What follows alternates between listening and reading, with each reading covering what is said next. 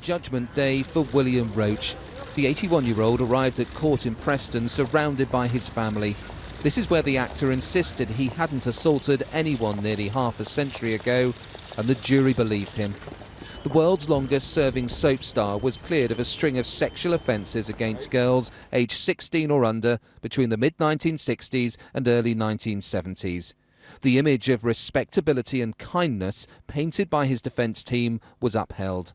If someone has done something wrong, that will go to, the law will take its course. Some of the claims against him came to light because of this television interview, where he suggested victims of sex crimes were paying for actions in past lives. Everything that happens to us has been a result of what we have been in previous lives or whatever.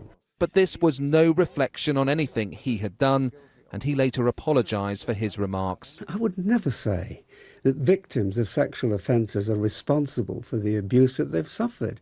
And I apologise most profusely if I've been misunderstood in this way. Well, ladies and gentlemen, if you would join my missus and I... To millions of people, Bill Roache is Ken Barlow, one of the stars of Coronation Street. But he's been written out of the soap since the allegations were made. But Coronation Street came to court to defend one of its own. Members of his on-screen family and other colleagues described him as lovely, kind and a perfect gentleman. The jury dismissed claims that he assaulted teenage girls at Granada's studios in Manchester, at houses in Lancashire and in his Rolls-Royce. A handwritten police statement by the actor last year summed up his feelings about the claims.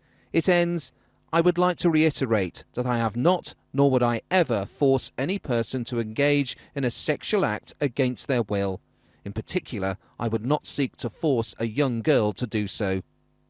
Claims nearly 50 years old saw a pensioner dragged through the courts and to the brink of disgrace.